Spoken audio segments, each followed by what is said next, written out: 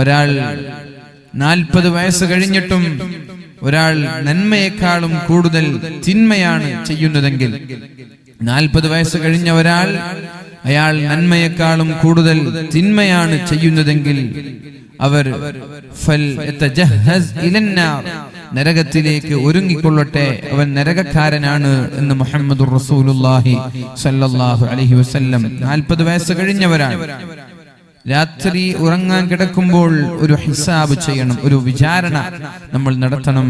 ഇന്ന് രാവിലെ മുതൽ ഈ ഉറങ്ങുന്ന സമയം വരെ ഞാൻ ചെയ്ത നന്മയാണോ കൂടുതൽ, അല്ല ഞാൻ ചെയ്ത തിന്മകളാണോ കൂടുതൽ എന്നൊരു കണക്ക് നമ്മൾ രാത്രി ഉറങ്ങാൻ കിടക്കുമ്പോൾ ഒന്ന് കണക്കെടുത്തു നോക്കണം. എന്നിട്ട് നന്മയെക്കാളും കൂടുതൽ തിന്മയാണെങ്കിൽ നമ്മൾ നരകക്കാരാണ്, നരകാവകാശികളിൽ പെട്ടുപോകുമെന്നാണ് ഈ ഹദീസ് പറയുന്നത്. അങ്ങനെ ഒരു ദിവസം നമ്മളിൽ ഉണ്ടായാൽ 40 വയസ്സ് മുതൽ നിരന്തരമായി നമ്മൾ കണക്കെടുക്കുകയാണ് ഉറങ്ങാൻ കിടക്കുമ്പോ. അങ്ങനെ എല്ലാ രാത്രിയിലും കണക്കെടുത്തു. ഉറങ്ങാൻ കിടക്കുമ്പോ ബിസ്മിക റബ്ബി വളഅതു ജംബി വബിക അർഫഉഹു ഇൻ അംസക്ത നഫ്സി ഫർഹംഹാ വഇൻ അർസൽതഹാ ഫഹ്ഫൽഹാ കമാ തഹ്ഫലു ബിഹി ഇബാദകസ് സ്വാലിഹീൻ. അല്ലാഹുവേ, ഞാൻ ഉറങ്ങാൻ കിടക്കുകയാണ് റബ്ബേ, എന്റെ ഈ ആത്മാവിനെ, എന്റെ ഈ റൂഹിനെ നീ ഭൂമിയിലേക്ക് തിരിച്ചേക്കാതെ നീ പിടിച്ചു വെക്കുകയാണെങ്കിൽ, അഥവാ ഉറക്കത്തിൽ നീ എന്നെ കൊണ്ടുപോവുകയാണെങ്കിൽ, ഫർഹംനി, എന്നോട് നീ കാരുണ്യം കാണിക്കണം. അല്ലാതെ നീ തിരിച്ചേക്കുകയാണെങ്കിൽ ഫഹ്ഫൽഹാ കമാ തഹ്ഫലു ബിഹി ഇബാദകസ് സ്വാലിഹീൻ, സ്വാലിഹീങ്ങളെ സംരക്ഷിക്കുന്നത് പോലെ നീ എന്നെയും സംരക്ഷിക്കണേ എന്നുള്ള പ്രാർത്ഥനയോടെ കിടന്നുറങ്ങിയാൽ, ഇന്ന് തഹജ്ജുദ് നിസ്കാരത്തിന് ഉണർന്നത് മുതൽ വൈകുന്നേരം ഈ രാത്രി കിടക്കുന്നത് വരെ ചെയ്ത ഓരോ പ്രവർത്തനങ്ങളും നമ്മൾക്കൊന്ന് കണ്ണോടിച്ചു നോക്കാം. സുബഹി നിസ്കരിച്ചിട്ടുണ്ടോ ഇല്ലേ? ഖളാ ആണോ ഇല്ലേ? ഖളാ ആണെങ്കിൽ ഖളാ വീട്ടിയിട്ടുണ്ടോ? ഖുർആൻ പാരായണം ചെയ്തിട്ടുണ്ടോ? ളുഹാ നിസ്കരിച്ചിട്ടുണ്ടോ? അല്ല, ളുഹ്ർ നിസ്കാരത്തിന്റെ അവസ്ഥ എന്ത്? അസ്റിന്റെ അവസ്ഥ എന്ത്? മഗ്രിബ് ഇശാ ഓതേണ്ടത് ഓതിയിട്ടുണ്ടോ? എന്റെ സമയം ഇന്ന് TV കാണാനും ഹറാം കാണാനുമാണോ ഉപയോഗിച്ചത്? നന്മയ്ക്ക് വേണ്ടിയാണോ ഞാൻ ഇന്ന് എന്റെ സമയം ഉപയോഗിച്ചത്, അല്ല തിന്മയ്ക്ക് വേണ്ടിയിട്ടാണോ? കൂടുതൽ തിന്മയ്ക്ക് വേണ്ടിയിട്ടാണ് എന്ന് നമ്മൾക്ക് തോന്നിയാൽ ആ രാത്രി ആ ബെഡിൽ നിന്ന് ഉറക്കെ എണീറ്റ് ആ തിന്മയുടെ ദിവസം നന്മ കൂടുതലാക്കാൻ വേണ്ടി അല്പം ഇസ്തിഗ്ഫാർ ചൊല്ലി, സ്വലാത്ത് ചൊല്ലി, ദുആ ചെയ്ത്, തൗബ ചെയ്ത് നമ്മൾക്ക് കിടന്നുറങ്ങാം. ഇങ്ങനെ ഓരോ ദിവസം ഉറങ്ങാൻ കിടക്കുമ്പോ ഈ ഒരു വിചാരണ നമ്മൾ നടത്തിയിട്ട് തിന്മയെക്കാളും കൂടുതൽ നന്മയാക്കി കിടന്നുറങ്ങിയാൽ ഇൻഷാ അല്ലാഹ് നമ്മൾക്ക് രക്ഷപ്പെടാം. അല്ലാഹു നമ്മളെ രക്ഷപ്പെടുത്തട്ടെ. അല്ലാഹു മരണസമയത്ത് ഈമാൻ സലാമത്തായി മരിച്ച് പുഞ്ചിരിച്ച് മരിക്കാനും അതേപോലെ ഖബർ ജീവിതത്തിൽ സന്തോഷത്തോടെ ചെലവഴിക്കാനും അല്ലാഹു തൗഫീഖ് ചെയ്യട്ടെ. എല്ലാ ദിവസവും ഒരു വിചാരണ. ഉറങ്ങാൻ കിടക്കുമ്പോ ഒരു മരുന്നുണ്ട്. ആ മരുന്ന് കഴിച്ചാൽ അല്ലാഹു അസുഖങ്ങളിൽ നിന്ന് നമ്മെ തടയും. അസുഖങ്ങൾ ഉണ്ടാവില്ല. എന്താണ് ആ മരുന്ന്? പരിശുദ്ധ റസൂലുള്ളാഹി സ്വല്ലല്ലാഹു അലൈഹി വസല്ലമ തങ്ങൾ പറയാണ്, ബിസ്മില്ലാഹിർ റഹ്മാനിർ റഹീം, ഖുൽ ഹുവല്ലാഹു അഹദ് അല്ലാഹുസ് സമദ് ലം യലിദ് വലം യൂലദ് വലം യകുൽ ലഹു കുഫുവൻ അഹദ്. ബിസ്മില്ലാഹിർ റഹ്മാനിർ റഹീം, قل أعوذ برب الفلق من شر ما خلق ومن شر غاسق إذا وقب ومن شر النفاثات في العقد ومن شر حاسد إذا حسد. بسم الله الرحمن الرحيم. قل أعوذ برب الناس ملك الناس إله الناس من شر الوسواس الخناس الذي يوسوس في صدور الناس من الجنة والناس. എന്നുള്ള ഈ 3 സൂറത്തുകൾ നമ്മുടെ ബെഡിൽ ഇരുന്ന് നമ്മൾ പാരായണം ചെയ്ത് നമ്മുടെ കൈകളിലേക്ക് ഊതി എവിടെയൊക്കെയാണോ കൈകൾ എത്തുന്നത് അവിടേക്കൊക്കെ തടവിയാൽ 3 തവണ ഊതണം. ഒരു തവണ കൈയിലൂതി എവിടെയൊക്കെയാണോ കൈകൾ എത്തുന്നത് അവിടെയൊക്കെ തടവണം. രണ്ടാമതും ഊതണം, പിന്നെയും തടവണം. മൂന്നാമതും ഊതണം, പിന്നെയും തടവണം. ഇത് എല്ലാ ദിവസവും അള്ളാഹുവിന്റെ ഹബീബ് പഠിപ്പിച്ചു തന്നൊരു ദിക്റാണ്, ഒരു മരുന്നാണിത്. ഈ പരിശുദ്ധമായ 3 സൂറത്തുകൾ പാരായണം ചെയ്ത് കൈകളിലൂതി ശരീരത്തെ തടവുന്ന ആളുകൾക്ക് അള്ളാഹു മാരകമായ രോഗങ്ങളിൽ നിന്ന് സംരക്ഷണം നൽകുമെന്ന് മുഹമ്മദുർ റസൂലുള്ളാഹ്. രോഗം വന്നിട്ട് ചികിത്സിക്കുന്നതിനേക്കാളും നല്ലത് രോഗം വരാതെ നമ്മുടെ ശരീരത്തെ നമ്മൾക്ക് സംരക്ഷിക്കാം. രോഗം വന്നിട്ട് ഒരുപാട് മരുന്നുകൾ കഴിച്ച്, ഒരുപാട് ഗുളികകൾ കഴിച്ച്, ലക്ഷങ്ങൾ ഹോസ്പിറ്റലുകളിൽ കൊണ്ടുപോയി ഡോക്ടർമാർക്ക് നൽകി, ഒരുപാട് പ്രയാസങ്ങൾ അനുഭവിച്ച് അതിൽ നിന്ന് ശിഫ ലഭിക്കുന്നതിനേക്കാളും ശമനം ലഭിക്കുന്നതിനേക്കാളും നമ്മൾക്ക് നല്ലത് രോഗം വരാതെ നമ്മുടെ ശരീരത്തെ സംരക്ഷിക്കാം. അല്ലാഹു തൗഫീഖ് ചെയ്യട്ടെ. അതുകൊണ്ട് ആഫിയത്ത് ആഗ്രഹിക്കുന്ന ആളുകൾ, ആരോഗ്യം ആഗ്രഹിക്കുന്ന ആളുകൾ, മരണം വരെ ശാരീരിക ആരോഗ്യം നിലനിർത്താൻ ആഗ്രഹിക്കുന്ന ആളുകൾ ഇൻഷാ അല്ലാഹ് ഇന്നു മുതൽ ഉറങ്ങാൻ കിടക്കുമ്പോ വുളൂ ചെയ്ത് ബെഡ്റൂമിലേക്ക് വരണം. വുളൂ ചെയ്യാതെ കിടന്നുറങ്ങരുത്. വുളൂ ചെയ്ത് ബെഡ്റൂമിലേക്ക് കടന്നു വന്ന് നമ്മുടെ ബെഡിൽ കയറിയിരുന്നാൽ ഭാര്യയും ഭർത്താവും അതുപോലെ മക്കൾ, എല്ലാ ആളുകളും 10 വയസ്സ് മുതലുള്ള എല്ലാ ആളുകളും തന്റെ കൈകളിലേക്ക് ഊതി ശരീരമാസകലം ഒന്ന് തടവണം. കാരണം ഒരുപാട് രോഗങ്ങൾ കൊണ്ട് പ്രയാസപ്പെടുന്ന കാലമാണിത്. വ്യത്യസ്തമായ രോഗമാണ് പല ആളുകൾക്ക്. എന്താണ് രോഗത്തിന്റെ പേര് എന്ന് ഡോക്ടർമാർക്ക് അറിയാത്ത കാലമാണിത്. ഏത് മരുന്നാണ് നൽകേണ്ടതെന്നറിയാത്ത കാലമാണിത്. എന്ത് നൽകിയാലാണ് സുഖപ്പെടുക?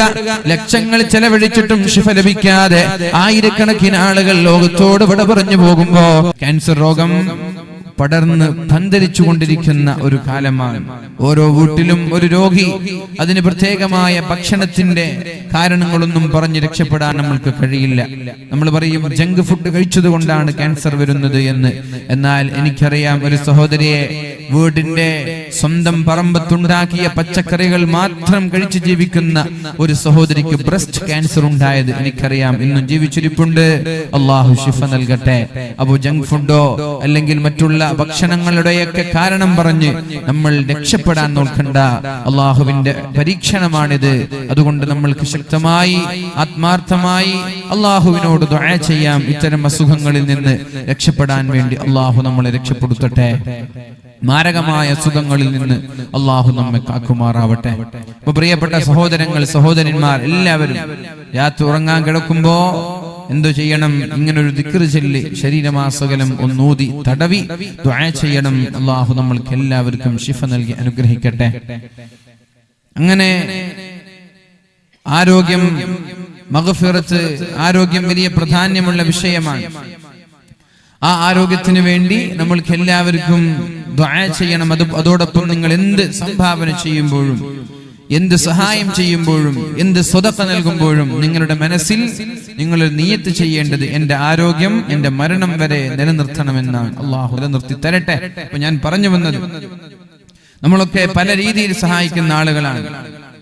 ആ സഹായം ബക്കറ്റ് പിരിവ് നൽകുന്ന ആളുകൾ, അതേപോലെ മറ്റുള്ള ആവശ്യങ്ങൾക്ക് വേണ്ടി ആരെങ്കിലും സഹായിക്കുമ്പോൾ പള്ളി, മദ്രസ, പിന്നെ ബിൽഡിങ്ങുകൾ, നല്ല കാര്യങ്ങൾക്ക്, പാവങ്ങൾക്ക് സഹായിക്കൽ, വീട് വെച്ചു കൊടുക്കൽ, എന്തായാലും ഇത്തരം സംഭാവനകൾ നമ്മൾ നൽകുമ്പോ ഇൻഷാ അല്ലാഹ് നമ്മൾക്ക് സർവശക്തനായ അള്ളാഹുവിനോട് മനസ്സിൽ ഒന്ന് മനമുരുകി അള്ളാഹുവിനോട് ദുആ ചെയ്യാം. മാരകമായ അസുഖങ്ങളിൽ നിന്ന് രക്ഷപ്പെടാൻ വേണ്ടി അള്ളാഹു ഇത്തരം അസുഖം ബാധിക്കുന്ന എല്ലാ ആളുകൾക്കും അള്ളാഹു പൂർണ്ണമായ ശിഫ നൽകി അനുഗ്രഹിക്കുകയും നമ്മെ, നമ്മുടെ കുടുംബങ്ങൾ, നമ്മെ സ്നേഹിക്കുന്ന സഹായിക്കുന്ന എല്ലാ ആളുകളെയും അള്ളാഹു റബ്ബ് സുബ്ഹാനഹു വ തആല ഇത്തരം അസുഖങ്ങളിൽ നിന്ന് അള്ളാഹു രക്ഷപ്പെടുത്തട്ടെ. അപ്പൊ നമ്മള് ഒരു രോഗിയെ സഹായിക്കാൻ വേണ്ടി നമ്മളൊരു തുക നൽകുമ്പോൾ നമ്മുടെ അസുഖം അള്ളാഹു ശിഫപ്പെടുത്തി തരും. അതുപോലെ മഹാനായ ഉമർ ഇബ്നുൽ ഖത്താബ് റളിയല്ലാഹു അൻഹു മദീന പള്ളി ഒരു പരിശുദ്ധമായ റമളാനിൽ മനോഹരമായി വർണ്ണാഭമായ വിളക്കുകൾ കൊണ്ട് അലങ്കരിക്കുകയുണ്ടായി. നമ്മളൊക്കെ റമളാൻ വരുമ്പോ നമ്മുടെ പള്ളികളൊക്കെ അലങ്കരിക്കും. നല്ല വെളിച്ചം, നല്ല ബൾബുകളൊക്കെ വെച്ച് ഡെക്കറേറ്റ് ചെയ്യും. അതേപോലെ ഉമർ തങ്ങൾ ഇത് ചെയ്തു. ഇത് മഹാനായ ഉമർ ഇബ്നുൽ ഖത്താബ് റളിയല്ലാഹു അൻഹു കാണുകയും അലി തങ്ങൾ കാണുകയും അലി തങ്ങൾ മഹാനായ ഉമർ ഇബ്നുൽ ഖത്താബ് റളിയല്ലാഹു അൻഹുവിനോട് ഒരു പ്രാർത്ഥന നടത്തുകയുണ്ടായി. നവ്വറല്ലാഹു ഖബ്റക യാ ഉമർ കമാ നവ്വർത മസാജിദ. നവ്വറല്ലാഹു ഖബ്റക യാ ഉമർ കമാ നവ്വർത മസാജിദ. അല്ലാഹുവേ ഉമർ തങ്ങളെ, നിങ്ങൾ അല്ലാഹുവിന്റെ പള്ളിയെ പ്രകാശിപ്പിച്ചതുപോലെ അല്ലാഹു നിങ്ങളുടെ ഖബറിടത്തെ നീ പ്രകാശിപ്പിച്ചു തരട്ടെ. നിങ്ങൾ അല്ലാഹുവിന്റെ പള്ളിയെ പ്രകാശിപ്പിച്ചതുപോലെ അല്ലാഹു നിങ്ങളുടെ ഖബറിടത്തെ പ്രകാശിപ്പിച്ചു തരട്ടെ എന്ന് മഹാനായ അലി ഇബ്നു അബീ ത്വാലിബ് റളിയല്ലാഹു അൻഹു ദുആ ചെയ്തിട്ടുണ്ട്. ഞാൻ ഇവിടെ പറയാൻ കാരണം നമ്മുടെ അഷ്റഫ് കാക്ക ഖബർ എന്ന് കേൾക്കുമ്പോൾ വലിയ പേടിയാണ്. അഷ്റഫ് കാക്ക ഖബർ എന്ന് കേൾക്കുമ്പോൾ വലിയ പേടിയാണ്. അപ്പൊ ഖബറിന്റെ ഇരുട്ട് താഴേതാൽ ഇരുട്ടാണല്ലോ. അപ്പൊ മുകളിലുള്ള ദുആ ചെയ്യാൻ വരുന്ന ആളുകൾക്കും കൂടി ഇരുട്ടായി പേടിപ്പിക്കേണ്ട എന്ന് വിചാരിച്ച് മൂപ്പര് അവിടെ ലൈറ്റ് വെച്ചു. ഖബർ മൊത്തം വെളിച്ചാക്കി. എങ്ങനെങ്കിലും ഖബർ പേടിയായതുകൊണ്ടും ഖബർസ്ഥാൻ പേടിയായതുകൊണ്ടും അവിടെ മൊത്തം ലൈറ്റൊക്കെ വെച്ചു, അവിടെ പ്രകാശിപ്പിച്ചു എന്നാണ്. അപ്പൊ ഞാനിത് പല സ്ഥലത്തും പറയാറുണ്ട്. മൂപ്പര് ആദ്യമായിട്ട് കേൾക്കുന്നതായിരിക്കും. പല സ്ഥലത്തും ഇത് പറയാറുണ്ട്. ഇങ്ങനെ ഒരു സഹോദരൻ ഖബർ കാണുമ്പോൾ പേടിക്കുന്ന ഒരു സഹോദരൻ ഉണ്ടായിരുന്നു. അപ്പൊ ഖബറ് പേടി വരാതിരിക്കാൻ വേണ്ടിയിട്ട് മുഴുവനും ലൈറ്റ് വെച്ചു കൊടുത്തു. ഖബറാളികൾക്ക് വെളിച്ചം കെട്ടിട്ടെന്നായിരിക്കും ഉദ്ദേശം. ഏതായാലും അങ്ങനെ പ്രകാശിപ്പിച്ച അദ്ദേഹത്തിന്റെ ഖബറിടത്തെയും അല്ലാഹു പ്രകാശിപ്പിച്ചു കൊടുക്കട്ടെ എന്ന് ഞാൻ ദുആ ചെയ്യാറുണ്ട്. അപ്പൊ ഞാൻ പറഞ്ഞു വരുന്നത്, നമ്മൾ ഏതൊരു ഫീൽഡിലേക്കാണ് ഉദ്ദേശിക്കുക, സ്വതക്ക ചെയ്യുന്ന സമയത്ത് എന്തൊരു ഫീൽഡാണ് നമ്മുടെ മനസ്സിൽ ഉദ്ദേശമുള്ളത്, ആ ഭാഗങ്ങൾ നമ്മൾ പ്രത്യേകം മനസ്സിൽ കരുതുക. ഉദാഹരണം, ഒരു രോഗിയെ സഹായിക്കുകയാണെങ്കിൽ ആ രോഗിക്ക് എന്തെങ്കിലും കൊടുക്കുമ്പോൾ അല്ലാഹുവേ എനിക്ക് ഇത്തരം അസുഖങ്ങൾ നീ തരല്ലേ അല്ലാ. ഒരു വീടെടുക്കാൻ വേണ്ടി സഹായിക്കുമ്പോൾ അല്ലാഹുവേ എനിക്ക് ഇങ്ങനെ ഒരു പ്രതിസന്ധി നീ തരല്ലേ റബ്ബേ. ഒരു പള്ളിയെ സഹായിക്കുമ്പോൾ അല്ലാഹുവേ ഇതിന് പകരം നീ സ്വർഗീയ ലോകത്ത് ഒരു വീട് നീ എനിക്ക് പകരം തരണേ അല്ലാ. ഇങ്ങനെ ഓരോ രീതിയിൽ എന്ത് സഹായം ചെയ്യുമ്പോഴും നല്ലൊരു നിയ്യത്തോടുകൂടി നമ്മൾ സ്വതക്ക ചെയ്യണം. അല്ലാഹു റബ്ബ് സുബ്ഹാനഹു വ തആല നമ്മുടെ ഹലാലായ ഉദ്ദേശങ്ങളൊക്കെ നിറവേറ്റി തരട്ടെ. അപ്പോ പ്രിയപ്പെട്ട ചെറുപ്പക്കാരുമായി ബന്ധപ്പെട്ട് ഒരു വിഷയം ഇവിടെ ചർച്ച ചെയ്യണമെന്നാണ് സംഘാടകർ സൂചിപ്പിച്ചിട്ടുള്ളത്.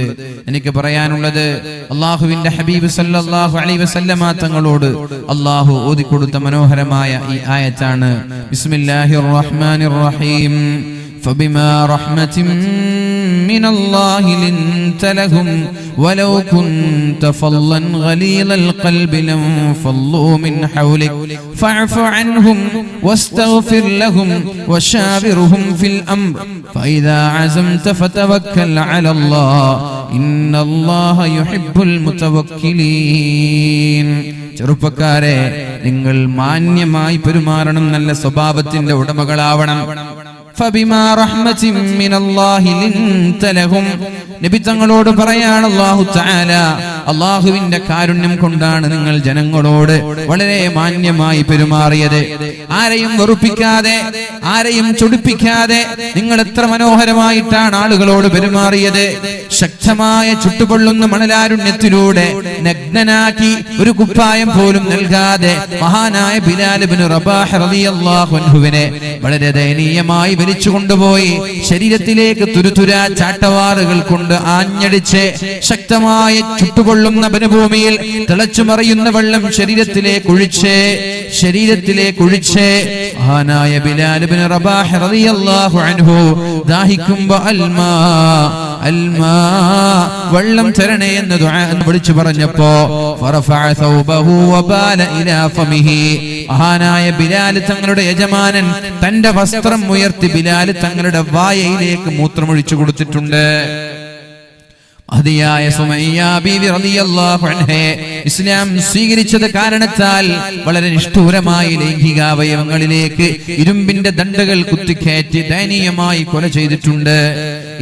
ഇത്തരം ആളുകളോട് വരെ അല്ലാഹുവിന്റെ ഹബീബ് വളരെ മാന്യമായിട്ടാണ് പെരുമാറിയത്. ഇവിടെയാണ് വിഷയം.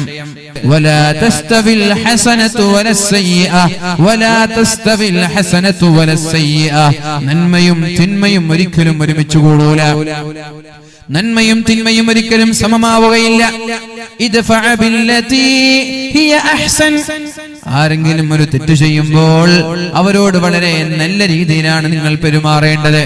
തെറ്റ് ചെയ്യുന്നവരോട് അതേ നാണയത്തിൽ തിരിച്ചടിക്കരുത്. തെറ്റ് ചെയ്യുന്നവരോട് വളരെ മാന്യമായിട്ടാണ് നിങ്ങൾ പെരുമാറേണ്ടത്. അങ്ങനെ പെരുമാറിയാലോ ഫഇദല്ലദീ ബൈനക വബൈനഹു അദാവ, നിന്റെ ഏറ്റവും വലിയ ശത്രുവാണെങ്കിൽ, നിന്നെ ആക്രമിക്കാനും നശിപ്പിക്കാനും തകർക്കാനും വരുന്ന ശത്രുവാണെങ്കിൽ വരെ കഅന്നഹു വലിയുൻ ഹമീം, അവര് നിന്റെ ഇഷ്ടക്കാരായ നിന്റെ സ്വന്തം ചങ്ങാതിമാരായി മാറുന്നത് നിനക്ക് കാണാമെന്ന് അല്ലാഹു പരിശുദ്ധ ഖുർആനിലൂടെ പറഞ്ഞത് വെറുതെയല്ല. അല്ലേ?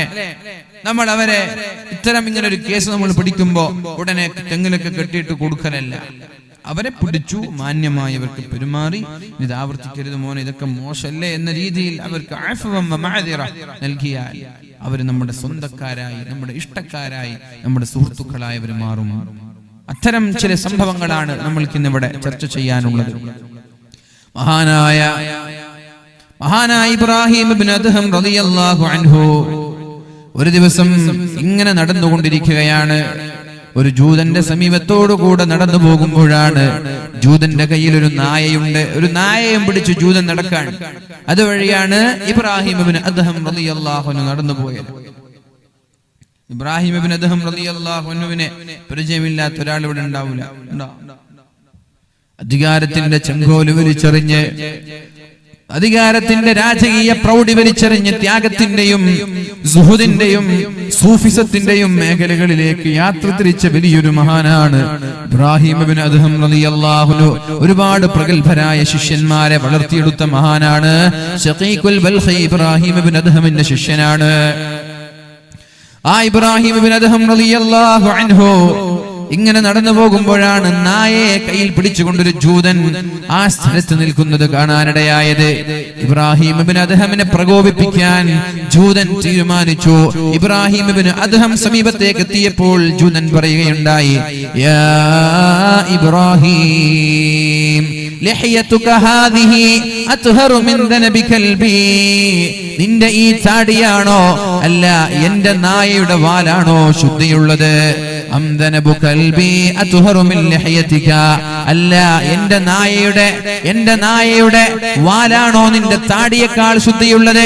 നിന്റെ താടിക്കാണോ അല്ല എന്റെ നായയുടെ വാലിനാണോ ശുദ്ധിയുള്ളത് എന്ന് മഹാനായ ഇബ്രാഹിം ഇബ്നു അദ്ഹം റളിയല്ലാഹു അൻഹുവിന്റെ മുഖം നോക്കി, താടി നോക്കി പറഞ്ഞപ്പോൾ ഇബ്രാഹിം ഇബ്നു അദ്ഹം റളിയല്ലാഹു അൻഹു ഉടനെ തന്നെ മറുപടി പറഞ്ഞത്, കുൻതു മിൻ അഹ്ലിൽ ജന്ന ഫഇന്ന ലഹിയതി അത്ഹറു മിൻ കൽബിക വഇൻ കുൻതു മിൻ അഹ്ലിൻ നാർ ഫദനബു കൽബിക അഫ്ളലു മിൻ ലഹിയതി. ഞാൻ സ്വർഗ്ഗക്കാരനാണെങ്കിൽ, ഞാൻ മരിച്ച് സ്വർഗ്ഗത്തിലേക്ക് പോകുന്ന സ്വർഗ്ഗാവകാശിയാണെങ്കിൽ നിന്റെ നായയുടെ വാലിനേക്കാളും ശുദ്ധി എന്റെ താടിക്കാണ്.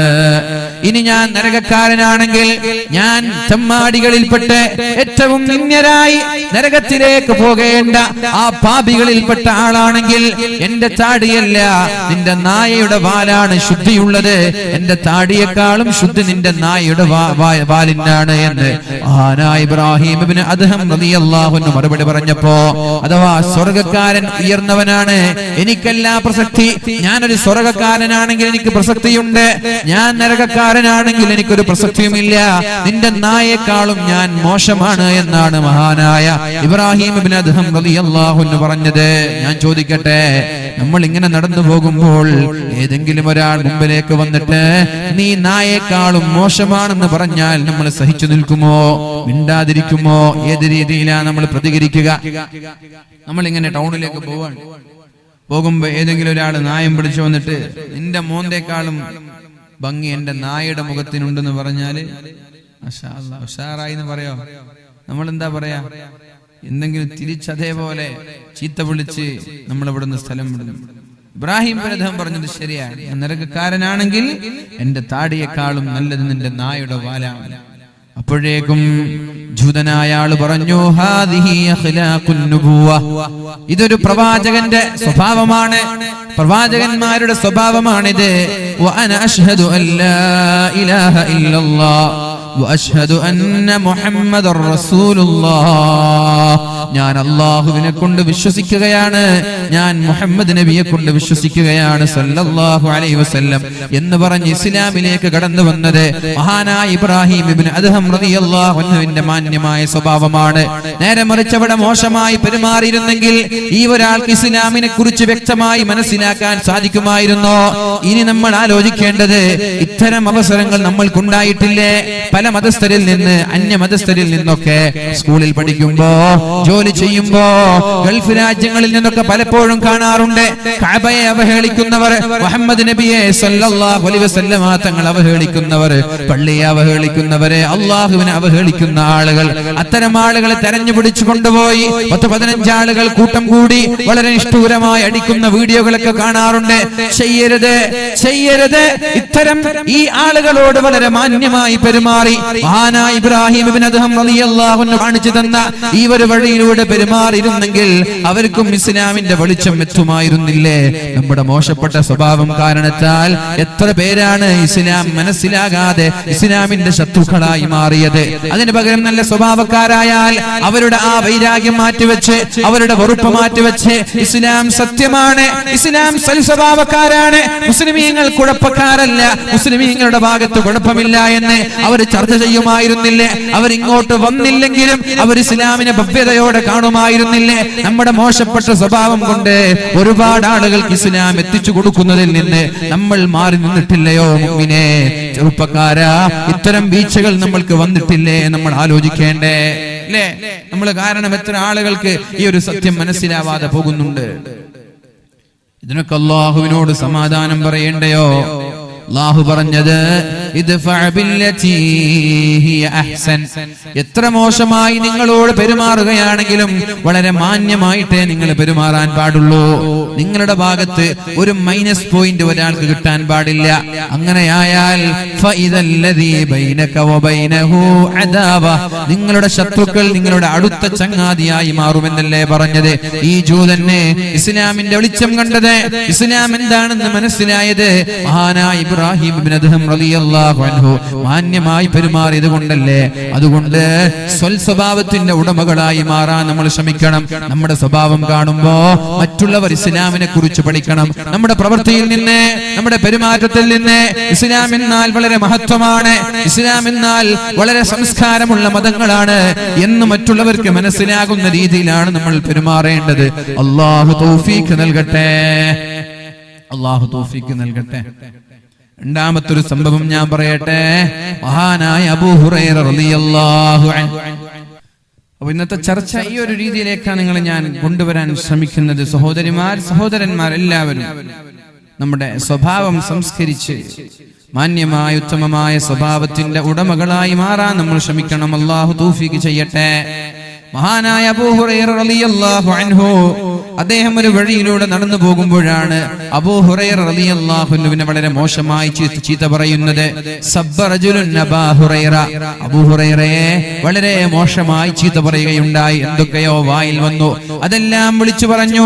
ഫലമ്മൻതഹാ, അങ്ങനെ ചീത്ത പറഞ്ഞിട്ടൊന്ന് നിർത്തിയപ്പോ, നമുക്ക് വൈകുന്നേരം വരെ ചീത്ത പറയാൻ പറ്റൂലല്ലോ, അപ്പൊ ഇങ്ങനെ വായിൽ വരുന്നത്, തൊള്ളയിൽ വരുന്നതൊക്കെ പറഞ്ഞു. കുറച്ച് കഴിഞ്ഞപ്പോ നിർത്തിയപ്പോ മഹാനായ അബൂ ഹുറൈറ റളിയല്ലാഹു അൻഹു ചോദിക്കുകയുണ്ടായി, ഇൻതഹൈത, നിർത്തിയോ, ഇനിയുണ്ടോ?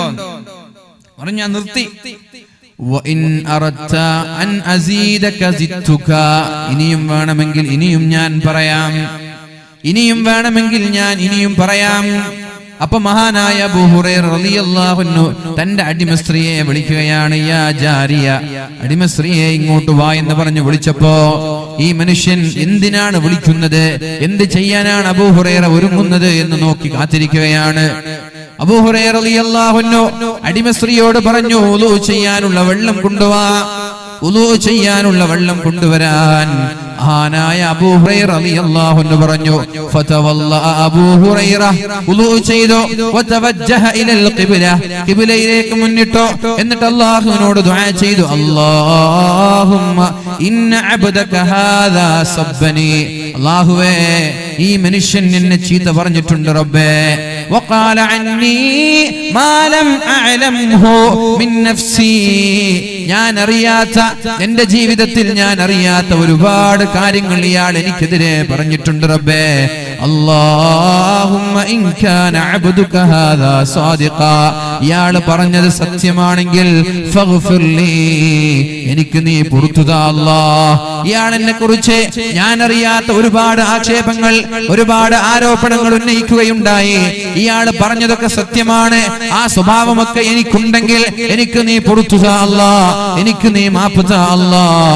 അല്ലാഹുമ്മ ഇൻ കാന അബ്ദുക ഹാദാ കാദിബാ, അല്ലാഹുവേ ഇയാൾ എന്നെ കുറിച്ച് പറഞ്ഞത് പച്ചക്കള്ളമാണെങ്കിൽ, ഞാൻ ചെയ്യാത്തൊരു പ്രവൃത്തിയാണ് ഇയാൾ എന്നെ കുറിച്ച് പറഞ്ഞതെങ്കിൽ, അല്ലാഹുമ്മ ഫഗ്ഫിർ ലഹു, അയാൾക്ക് നീ മാപ്പ് കൊടുക്കല്ലാ, അയാൾക്ക് നീ മാപ്പ് കൊടുക്കല്ലാ, അല്ലാഹുവേ അയാൾക്ക് നീ പുറത്തു കൊടുക്കല്ലാ എന്ന് മഹാനായ അബൂ ഹുറൈറ റളിയല്ലാഹു അൻഹു ദുആ ചെയ്തപ്പോ അബൂ ഹുറൈറയുടെ മുമ്പിലേക്ക് ആ ചെറുപ്പക്കാരൻ അബൂ ഹുറൈറയെ കെട്ടിപ്പിടിച്ചുകൊണ്ട്, അബൂ ഹുറൈറയെ ചുംബിച്ചുകൊണ്ട്, അബൂ ഹുറൈറയുടെ സ്വന്തം ചങ്ങാതിയായി, ഇഷ്ടക്കാരനായി മാറുന്നൊരു സംഭവം ഹദീസിൽ കാണാം.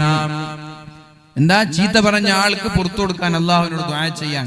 ഇപ്പൊ നമ്മളെ വീട്ടിലേക്ക് വന്നിട്ട് ഒരാൾ ചീത്ത പറയാൻ, അല്ലെങ്കിൽ ഫേസ്ബുക്കിലൂടെ സോഷ്യൽ മീഡിയയിലൂടെ ഒക്കെ ഇന്നാലിന്ന വ്യക്തിക്കെതിരെ ഗുരുതരമായ ആരോപണങ്ങൾ ഉന്നയിക്കാൻ, നമ്മൾക്കെതിരെ ഒരു ആരോപണം, അയാൾ ഇങ്ങനെ ആക്കി എന്നൊക്കെ പറഞ്ഞിട്ട് ഒരു ആരോപണം, നമ്മൾക്ക് അങ്ങനെ ഒന്നും അറിയില്ല. വായിക്കുമ്പോഴാണ് യാ അല്ലാഹ്, പ്രത്യേകിച്ചിട്ട് വേദന്മാരായ ആളുകൾക്ക് വലിയ വലിയ ആരോപണങ്ങളൊക്കെ ഉണ്ടാവാറുണ്ട്, വ്യത്യസ്തമായ ആളുകൾക്ക്. അപ്പൊ ഈ വാല് പറയുന്ന ആളുകൾക്ക് ഇത് അറിയൂലായിരിക്കും. വേറെ ആരെങ്കിലും ഫോൺ വിളിച്ച് നിങ്ങളെ കുറിച്ച് ഇങ്ങനെയൊക്കെ കേൾക്കുന്നുണ്ടല്ലോ, സുബ്ഹാനല്ലാഹ്, എനിക്കത് ചിന്തിച്ചിട്ട് പോലുമില്ല. ഇങ്ങനെ ഒരു ആരോപണം നമ്മൾ കേൾക്കുമ്പോ നമ്മൾ എങ്ങനെയാ പ്രതികരിക്കുക? ആരോപണം ഉന്നയിച്ച ആൾക്കെതിരെ വളരെ മോശമായി പ്രതികരിക്കും. ഞാൻ ഒരിക്കലും മാപ്പ് നൽകൂല, ഞാൻ മരിച്ചാലും മാപ്പ് നൽകൂല, എന്റെ മയ്യത്ത് കാണാനും വരരുത്, അങ്ങനെയൊക്കെ പറയുന്ന ആളുകൾ, എന്റെ മയ്യത്ത് കാണരുതെന്നൊക്കെ പറയുന്ന ആളുകൾ. എന്തിനാണത്? അത് വളരെ മോശമാണ്. നമ്മളെല്ലാവർക്കും മാപ്പ് കൊടുക്കാം. നമ്മളോട് മോശമായി പെരുമാറിയവർക്ക് നമ്മൾക്ക് മാപ്പ് നൽകാം. പകയും വൈരാഗ്യവും വേണ്ട. അബൂ ഹുറൈറ റളിയല്ലാഹു അൻഹു ആരോപിച്ച ആൾ അയാളുടെ മുമ്പിൽ വെച്ചാണ് ദുആ ചെയ്യുന്നത്. അല്ലാഹുവേ ഇയാൾ എന്നെ കുറിച്ച് പറഞ്ഞത് സത്യമാണെങ്കിൽ എനിക്ക് നീ പുറത്തു താ. അഥവാ എന്നിൽ അയാൾ പറയുന്നതുണ്ട്, അയാൾ എന്നെ കുറിച്ച് ആരോപിക്കുന്നത് സത്യമാണെങ്കിൽ എനിക്ക് ആ സ്വഭാവമുണ്ട്, അതുകൊണ്ട് എനിക്ക് നീ പുറത്തു തരണം. ഇനി അയാൾ എന്നെ കുറിച്ച് പറയുന്നത് കള്ളമാണ്, എനിക്ക് അങ്ങനെ ഒരു സ്വഭാവം ഇല്ല എങ്കിൽ അയാൾക്ക് നീ പുറത്തു കൊടുക്ക് റബ്ബേ, അയാൾക്ക് നീ മാപ്പ് നൽകല്ല. ഇതിന്റെ പേരിൽ നാളെ ആഖിറത്തിൽ അയാളെ ശിക്ഷിക്കല്ലേ റബ്ബേ. അഥവാ ദുനിയാവിൽ നാളെ ആഖിറത്തിൽ എത്തുമ്പോൾ നമ്മൾ മറ്റൊരാളെ ആക്ഷേപിച്ചത് കാരണം, മറ്റൊരാളെ ചീത്ത പറഞ്ഞത് കാരണം, മറ്റൊരാളുടെ അഭിമാനം പിച്ചു ചീന്തിയത് കാരണം, ഒരാളുടെ സമ്പത്ത് അപഹരിച്ചത് കാരണത്താലൊക്കെ നാളെ അല്ലാഹു സ്വർഗ്ഗം നൽകാതെ നമ്മളെ തടഞ്ഞു വെക്കാൻ സാധ്യതയുണ്ട്. പരിശുദ്ധ റസൂലുള്ളാഹി സ്വല്ലല്ലാഹു അലൈഹി വസല്ലം കരഞ്ഞുകൊണ്ടും ചിരിച്ചുകൊണ്ടും പറഞ്ഞ രണ്ട് ഹദീസുകൾ കാണാം. ആദ്യം ചിരിക്കുകയും പിന്നെ കരയുകയും ചെയ്തു അല്ലാഹുവിന്റെ ഹബീബ് മഹാനായ അബൂ ഹുറൈറ, മഹാനായ ഉമർ ഇബ്നുൽ ഖത്താബ് റളിയല്ലാഹു അൻഹു ചോദിക്കുകയുണ്ടായി, എന്തിനാണ് നബിയെ നിങ്ങൾ ചിരിച്ചത്? ഒരു സദസ്സിൽ സ്വഹാബാക്കളും മഹാനായ അല്ലാഹുവിന്റെ ഹബീബ് സ്വല്ലല്ലാഹു അലൈഹി വസല്ലം തങ്ങളും ഇരിക്കുന്ന ഒരു സദസ്സിൽ നബി തങ്ങൾ വെറുതെ ചിരിച്ചപ്പോ, മുൻപല്ലുകൾ കാണിച്ചുകൊണ്ട് ചിരിച്ചപ്പോ ഉമർ തങ്ങൾ ചോദിച്ചു, എന്തിനാണ് നബിയെ നിങ്ങൾ ചിരിച്ചത്? അപ്പോഴാണ് അല്ലാഹുവിന്റെ ഹബീബ് പറഞ്ഞത്, ഞാൻ നാളെ ആഖിറത്തിലെ ഒരു രംഗം കാണാനിടയായി. എന്റെ സമുദായത്തിലെ രണ്ട് ചെറുപ്പക്കാര് അല്ലാഹുവിന്റെ മുമ്പിലേക്ക് മുട്ടിലൂടെ ഇഴഞ്ഞു വരുന്ന രണ്ട് ചെറുപ്പക്കാരെ കാണാനിടയായി. ആ രണ്ട് ചെറുപ്പക്കാരും അല്ലാഹുവിന്റെ മുമ്പിലേക്ക് എത്തിയപ്പോൾ ഒരാൾ അല്ലാഹുവിനോട് പറയാണ്, അല്ലാഹുവേ ഇയാൾ എനിക്കെതിരെ ആരോപണം ഉന്നയിച്ച ആളാണ്, ഇയാൾ ദുനിയാവിലിരിക്കുമ്പോ എന്നെ ഇൻസൾട്ട് ചെയ്ത ആളാണ്, എന്നെ ചീത്ത പറഞ്ഞ ആളാണ്, എനിക്കെതിരെ ഗുരുതരമായ ആരോപണങ്ങൾ ഉന്നയിച്ച ആളാണ്, അതുകൊണ്ട് ഇയാളിൽ നിന്ന് എനിക്ക് പ്രതികാരമെടുക്കണം റബ്ബേ, ഇയാളിൽ നിന്ന് എനിക്ക് പ്രതികാരമെടുക്കണം അല്ലാ. അപ്പോൾ അല്ലാഹു പറഞ്ഞു, അയാളിൽ നിന്ന് പ്രതികാരമെടുക്കാൻ അയാളിൽ ഒരു നന്മ പോലും ബാക്കിയില്ലല്ലോ, ഒരു നന്മ പോലും ബാക്കിയില്ലാത്ത അയാളിൽ നിന്ന് എങ്ങനെയാണ് പ്രതികാരമെടുക്കുക? പ്രതികാരം എന്ന് പറഞ്ഞാൽ അയാളുടെ നന്മയെടുത്ത് നിങ്ങൾക്ക് നൽകലല്ലേ, അയാളിൽ ഒരു നന്മ പോലും ബാക്കിയില്ല, പിന്നെ എങ്ങനെയാണ് പ്രതികാരമെടുക്കേണ്ടത്? അപ്പോഴാണ് ആ മനുഷ്യൻ പറഞ്ഞത്, എന്നാൽ അല്ലാഹുവേ ഞാൻ ജീവിതത്തിൽ ചെയ്ത ഒരുപാട് തെറ്റുകളുണ്ട്, ഞാൻ എന്റെ ജീവിതത്തിൽ ചെയ്ത ഹറാമുകളുണ്ട്. ഈ ഹറാമുകൾ കാരണത്താലാണല്ലോ എനിക്ക് സ്വർഗം തടയപ്പെടുന്നത്. ഞാൻ ചെയ്ത ഹറാമുകൾ, ഞാൻ ചെയ്ത തെറ്റുകൾ അയാൾക്ക് കൊടുക്കു റബ്ബേ. ഇത് പറയുമ്പോൾ അല്ലാഹുവിന്റെ ഹബീബ് കരഞ്ഞുവത്രേ. ഹബീബിന്റെ കൺതടങ്ങൾ നിറഞ്ഞു, താടിരോമങ്ങൾ നിറഞ്ഞു. എന്തേ കരഞ്ഞത്? എന്നിട്ട് പറഞ്ഞു, സ്വഹാബ, അവിടുത്തെ കാര്യം വളരെ കഷ്ടമാണ് സ്വഹാബ. അവിടെ എങ്ങനെയെങ്കിലും രക്ഷപ്പെടാൻ വേണ്ടി ശ്രമിക്കുന്ന സമയമാണ്. സ്വന്തം തിന്മകൾ മറ്റൊരാളുടെ തലയിലിട്ട് എങ്ങനെയെങ്കിലും രക്ഷപ്പെടാൻ ആളുകൾ ആഗ്രഹിക്കുന്ന സമയമാണ് സ്വഹാബ. അവിടുത്തെ കാര്യം വളരെ ഗൗരവമാണ് സ്വഹാബ എന്ന് അല്ലാഹുവിന്റെ ഹബീബ് മുഹമ്മദുർ റസൂലുള്ളാഹി സ്വല്ലല്ലാഹു അലൈഹി വസല്ലമ തങ്ങൾ പറഞ്ഞു കരയുകയുണ്ടായി. എന്നിട്ട് പറയാണ്, അപ്പോഴാണ് അല്ലാഹു തആല എന്റെ തെറ്റെടുത്ത്, എന്റെ ഹറാമുകളെടുത്ത്, എന്റെ ദോഷങ്ങളെടുത്ത് അയാൾക്ക് കൊടുക്കണമെന്ന് പറഞ്ഞപ്പോ അല്ലാഹു പറയാണ്, പൊന്നുമോനെ, ആകാശത്തേക്ക് മുകളിലേക്കൊന്ന് നോക്കൂ മോനെ. മുകളിലേക്ക് നോക്കണം. അപ്പോൾ അയാൾ മുകളിലേക്ക് നോക്കാനിടയായി. മനോഹരമായ സ്വർണ്ണത്താലുള്ളൊരു മൈതാനം, മനോഹരമായ സ്വർണ്ണച്ചാലുള്ളൊരു മൈതാനം. ആ മൈതാനത്തിൽ നിറയെ സ്വർണ്ണച്ചാലുള്ള കൊട്ടാരങ്ങൾ. ആ കൊട്ടാരങ്ങളെ അലങ്കരിച്ചിരിക്കുന്നത് മനോഹരമായ രത്നങ്ങൾ കൊണ്ടും പവിഴങ്ങൾ കൊണ്ടും മുത്തുകൾ കൊണ്ടുമാണ്.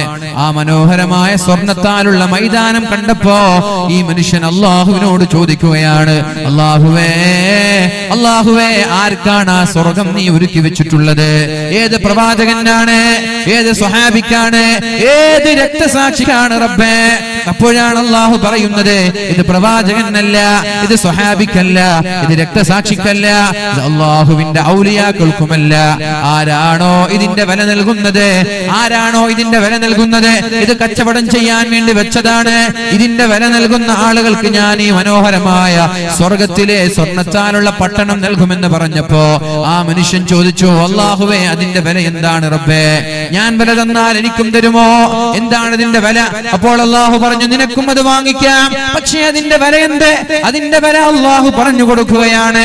ആരിൽ നിന്നാണോ നീ പ്രതികാരം വേണമെന്ന് പറയുന്നത്, നിന്നെ നാട്ടിൽ ആക്രമിച്ചതിന്റെ പേരിൽ, നിന്നെ ചീത്ത പറഞ്ഞതിന്റെ പേരിൽ, നിനക്കെതിരെ ഗുരുതരമായ ആരോപണങ്ങൾ ഉന്നയിച്ചതിന്റെ പേരിൽ, ദുനിയാവിൽ നിന്നോട് മോശമായി പെരുമാറിയതിന്റെ പേരിൽ അയാളിൽ നിന്ന് പ്രതികാരമെടുക്കാൻ നിന്റെ തെറ്റുകൾ എടുത്ത് അയാൾക്ക് കൊടുക്കണമെന്ന് പറയുന്നില്ലേ? അയാൾക്ക് നീ മാപ്പ് നൽകാൻ തയ്യാറായാൽ ആ മാപ്പാണ് ആ സ്വർഗത്തിന്റെ വില. അയാൾക്ക് മാപ്പ് കൊടുത്താൽ നിനക്ക് സ്വർഗം കിട്ടുമെന്ന് അല്ലാഹു പറഞ്ഞപ്പോ ഈ ചെറുപ്പക്കാരൻ പറഞ്ഞു, എന്നാൽ റബ്ബേ, എന്റെ തെറ്റ് അയാൾക്ക് കൊടുക്കണ്ട, അയാളുടെ നന്മ എനിക്കും വേണ്ട, അയാൾക്ക് ഞാൻ മാപ്പ് കൊടുത്തു എന്ന് പറഞ്ഞപ്പോ അല്ലാഹു ഈ മനുഷ്യനോട് പറയാണ്, എന്നാൽ അയാളുടെ കൈയും പിടിച്ച് രണ്ടുപേരും ആ സ്വർഗത്തിലേക്ക് പോയിക്കോ എന്ന് പറഞ്ഞ് രണ്ടുപേരെയും അല്ലാഹു നാളെ സ്വർഗത്തിലേക്ക് കൊണ്ടുപോകുമെന്ന് മുഹമ്മദുർ റസൂലുള്ളാഹി. എന്താണ്? തെറ്റ് ചെയ്ത ഒരാൾക്ക് മാപ്പ് കൊടുത്തതിന്റെ പേരിൽ അല്ലാഹു സ്വർഗം നൽകുകയാണ് ആഖിറത്തിൽ വെച്ച്. അതല്ലേ അല്ലാഹു പറഞ്ഞത്, വഅഫു വസ്ഫഹു, നിങ്ങൾ മാപ്പ് നൽകണം, ജനങ്ങൾക്ക് വിട്ടുവീഴ്ച ചെയ്യണം. അലാ തുഹിബ്ബൂന അൻ യഗ്ഫിറല്ലാഹു ലക്കും, അല്ലാഹു നിങ്ങൾക്ക് പുറത്തു തരാൻ നിങ്ങൾ ഇഷ്ടപ്പെടുന്നില്ലയോ? നമ്മൾ എത്ര തെറ്റുകളാണ് ചെയ്തത്? പ്രായപൂർത്തി എത്തിയത് മുതൽ ഇന്നേ വരെ നമ്മൾ ചെയ്ത തെറ്റുകൾ എണ്ണിയാൽ എത്ര തെറ്റുകൾ ഉണ്ടാകും? 60 വർഷം ജീവിക്കുന്ന ഒരാൾ 21,500 ദിവസമല്ലേ ജീവിക്കുന്നത്? 60 വർഷം ജീവിക്കുന്ന ഒരാൾ 21,500 ദിവസമല്ലേ ജീവിക്കുന്നത്? ഒരു ദിവസം ഒരു തെറ്റ് ചെയ്താൽ, ഒരു ദിവസം ഒരു തെറ്റ് ചെയ്താൽ അല്ലാഹുവിനെ സമീപിക്കുമ്പോൾ അയാളുടെ തിന്മയുടെ ഏടിൽ 21,500 തെറ്റുണ്ടാവില്ലയോ? ഇനി ഒരു ദിവസം ഒന്നല്ല, ആയിരക്കണക്കിന് തെറ്റ് ചെയ്യുന്ന നമ്മൾ 21,500 ദിവസം ആയിരക്കണക്കിന് തെറ്റുകൾ ചെയ്ത് നാളെ അല്ലാഹുവിന്റെ കോടതിയിലെത്തുമ്പോൾ ഈ തെറ്റുകളൊക്കെ അഭിമുഖീകരിക്കേണ്ടി വരൂലേ? ഇതിനെങ്ങനെയാണ് റബ്ബിനോട് സമാധാനം പറയുന്നത് എന്ന് ആലോചിച്ച് മഹാനായ ഇബ്നു സമ്മർ റളിയല്ലാഹു അൻഹു ബോധം കെട്ട് അവിടെ തന്നെ വീണു മരിക്കുകയാണ്. ആലോചിച്ചത് എന്താ? 60 വയസ്സായ ഒരാൾ ജീവിക്കുന്നത് 21,500 ദിവസം. ഒരു ദിവസം ഒരു തെറ്റ് ചെയ്താൽ തന്നെ 21,000 തെറ്റായി. എന്നാൽ ഒരു ദിവസം 1000 തെറ്റ് ചെയ്യുന്ന നമ്മൾ 60 വർഷം ജീവിച്ചാൽ എത്ര തെറ്റുണ്ടാകും? അവിടെ തന്നെ ബോധം കെട്ടു വീണു, അവിടെ തന്നെ മരിച്ചുപോയി. ആലോചിക്കേണ്ട വിഷയല്ലേ അല്ലേ? ഇങ്ങനെ ഓരോ ദിവസവും ആയിരക്കണക്കിന് തെറ്റ് ചെയ്യുന്ന നമ്മൾക്ക് അല്ലാഹു പുറത്തു തരാൻ നമ്മൾ ആഗ്രഹിക്കുന്നില്ലേ? ഇല്ലേ? നമ്മൾ ചെയ്ത തെറ്റൊക്കെ അല്ലാഹു പുറത്തു തരണ്ടേ? അള്ളാഹു തെറ്റുകൾ പുറത്തു തരാതെ ആർക്കെങ്കിലും ഇവിടെ രക്ഷപ്പെടാൻ പറ്റുമെന്ന് തോന്നുന്നുണ്ടോ? ഉണ്ടോ? നിങ്ങളിവിടെ ഇല്ല, ഉറക്കം വരുന്നുണ്ടോ? രാവിലെ എണീറ്റത് മുതൽ കാണുന്നത് ഹറാം, കേൾക്കുന്നത് ഹറാം, പ്രവർത്തിക്കുന്നതും ഹറാം. ഇങ്ങനെ 6000 തെറ്റ് ചെയ്യുന്ന നമ്മൾ എങ്ങനെയാണ് നാളെ രക്ഷപ്പെടുക? ഒരു സ്വലാത്തിന് അല്ലാഹു 10 ദോഷങ്ങളാണ് പുറത്തു തരുന്നത്. 60 തെറ്റ് ഇപ്പൊ പുറത്തു തന്ന് കഴിഞ്ഞു, അതിൽ സംശയമില്ല. അപ്പൊ 100 സ്വലാത്ത് ഒരാൾ ചൊല്ലിയാലോ എത്ര തെറ്റ് പുറത്തുവരും? എത്ര തെറ്റ് പുറത്തുവരും? 1000 തെറ്റ് പുറത്തുവരും. പല രീതിയിലുള്ള ദോഷങ്ങളുണ്ടെന്നാണ്, പല രീതിയിലുള്ള തെറ്റുകളുണ്ട്. ചില തെറ്റുകൾ സ്വലാത്ത് ചൊല്ലിയാലാണ് പുറത്തു തരിക. ചില തെറ്റുകൾ പുറത്തു തരുന്നത് സ്വതക്ക കൊടുക്കുമ്പോഴാണ്. ചില തെറ്റുകൾ പുറത്തു തരുന്നത് ഹജ്ജ് ചെയ്യുമ്പോഴാണ്. ചില തെറ്റുകൾ ഉംറ, ചില തെറ്റുകൾ നിസ്കരിക്കുമ്പോൾ. ഇങ്ങനെയൊക്കെ ഓരോ തെറ്റുകൾ ഓരോ രീതിയിലാണ് പൊറുക്കപ്പെടുക.